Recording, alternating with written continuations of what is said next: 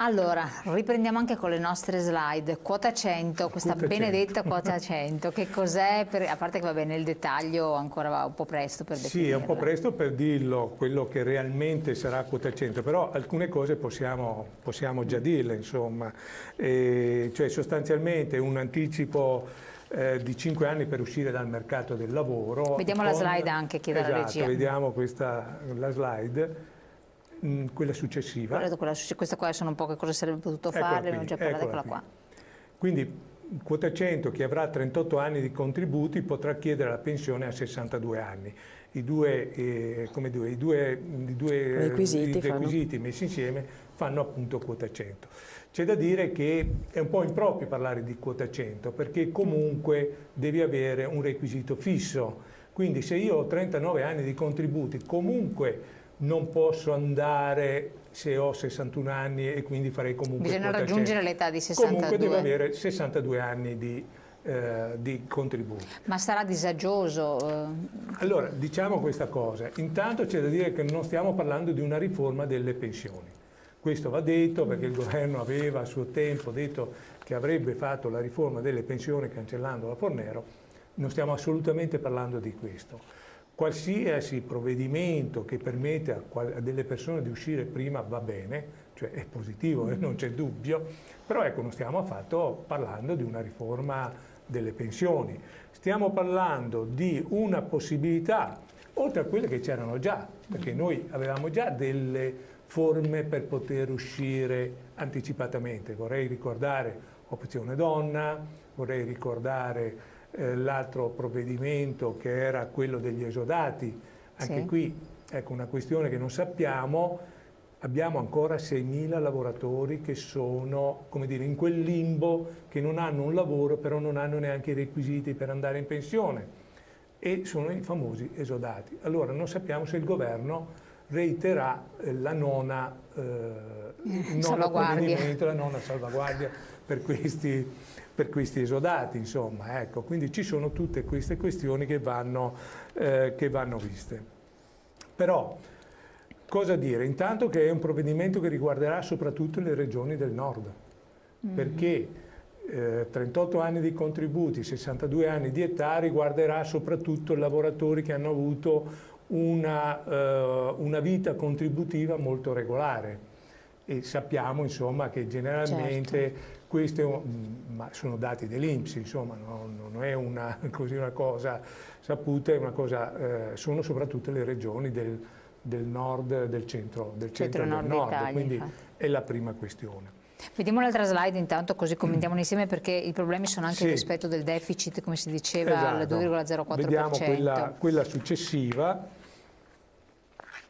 Allora, intanto un primo aspetto, adesso vedremo dai decreti attuativi cosa succederà, però il governo ha già dovuto fare una prima operazione, cioè ridurre la platea, perché in un primo momento prevedeva di spendere 7 miliardi per questa voce, per stare dentro ai parametri che ricordava prima Elena, si è dovuti dimezzare la spesa.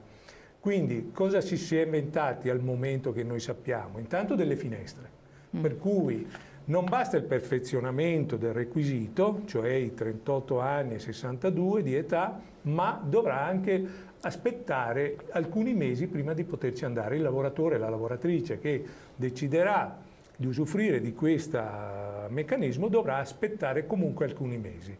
Quindi sono 3 mesi, dovrà entro il 31/12, cioè quindi aver già compiuto i requisiti e potrà andarci dopo il mese di aprile, sostanzialmente gennaio, febbraio, marzo, quindi dal 1° aprile, almeno stando ad oggi questa cosa. Non è lo stesso per tutti. Il pubblico impiego, ad esempio, questo vale per il privato, ma non per il pubblico impiego, che potrà andarci solo dopo l'estate, quindi dovrà portare ancora parecchia pazienza per chi deciderà di farlo, quindi di fatto questa quota 100 diventerà quota 101, 102, 103 per molti.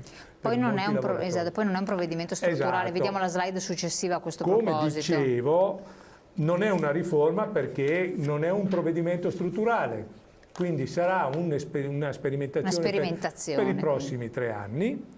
Quindi vuol dire carpe diem, chi c'è dentro, Esatto. conviene provare secondo voi? Che dopo ci chiederanno i telespettatori questo, ma cosa consiglia il sindacato? Guardi, su questo è soggettiva la cosa, ogni lavoratore, ogni lavoratrice dovrà venire nei nostri uffici e fare una valutazione molto attenta, perché attenzione, come dicevo per la rivalutazione, lo stop alla rivalutazione che ripeto è un danno permanente, sarà così anche per la pensione, cioè tu una volta che hai scelto di andare in pensione, quella è la tua pensione e quindi i contributi che hai maturati si fermano lì, cioè tu devi sapere che per tutto il resto della tua vita, che speriamo sia centenaria, hai quel reddito lì, ecco. Quindi è una valutazione molto attenta e non presa da... Molto attenta. La vostra posizione, vediamo l'ultima tabella. Ecco, noi abbiamo alcune perplessità, alcuni dubbi. Intanto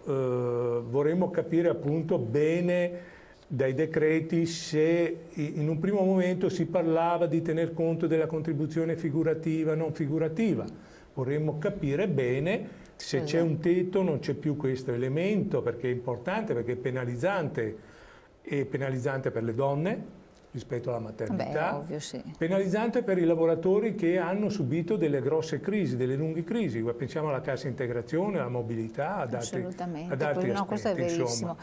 Poi velocemente, che il tempo Velocemente, l'ultima cosa, noi abbiamo paura, abbiamo il timore che io vado lavoratore, lavoratrice e decido di andare in pensione. Poi so che non posso cumulare la pensione con un ulteriore lavoro che non vada oltre i 5.000 euro di reddito. Quindi a scelta, o così o così. Però qual è, conoscendo purtroppo i meccanismi che ci abbiamo nel nostro paese, sapendo che c'è un'evasione molto alta, che il meccanismo dei 5.000 euro di reddito per stare dentro al cumulo diventi una scappatoia per il lavoro nero, per un'ulteriore evasione fiscale. Purtroppo, come dire, c'è il rischio che andiamo ad alimentare ancora una volta quella sacca che purtroppo in questo Paese sta creando un grosso danno al risanamento dei conti pubblici, alla sanità, perché poi gli evasori, vorrei ricordarlo, sono quelli che rubano la sanità, il welfare e tutto. A tutti quanti noi, assolutamente. Allora, dedicheremo un altro capitolo perché sarà importante anche parlare della regione, ci sono novità importanti. Avremo altre occasioni perché giustamente bisogna anche affrontare queste questioni sociosanitarie importantissime. Sì. Una battuta di chiusura proprio. Semplicemente siamo molto preoccupati per i destini del nostro Paese, ci sembra che la manovra di bilancio sia fatta con i piedi, non pensando al futuro, non pensando agli anziani, anzi bastonando gli anziani, ma non facendo nulla per i giovani. Quindi assieme, giovani e anziani, scenderemo in piazza per far cambiare questa legge e per fare degli interventi diversi che tengano conto della dignità dei cittadini. Avete già organizzato qualche cosa? A gennaio abbiamo in costruzione un'abitazione unitaria. Unitaria, sì. Va bene, questo la posizione è condivisa da tutte le sigle sindacali. Ecco, detto questo, speriamo di avere aggiornamenti prossimi anche più positivi. Comunque vi ringraziamo per essere stati qui con noi. Come sempre voi, se avete dei problemi, avete della vostra posizione pensionistica, dovete fare una scelta, eccetera, consultate prima le sedi dello SPCGL e i patronati competenti perché possono valutare tutta la vostra posizione ed eventualmente anche farvi recuperare dei soldi per dei diritti inespressi che bisogna sempre richiedere. Tutto bisogna richiederlo perché niente vi viene dato così da automaticamente, quindi fatevi vivi presso le sedi dello SPCGL che sono presenti su tutto il territorio. Grazie ancora di averci seguito, grazie ancora ai nostri ospiti e voi appuntamenti alla prossima. Grazie a voi, a presto.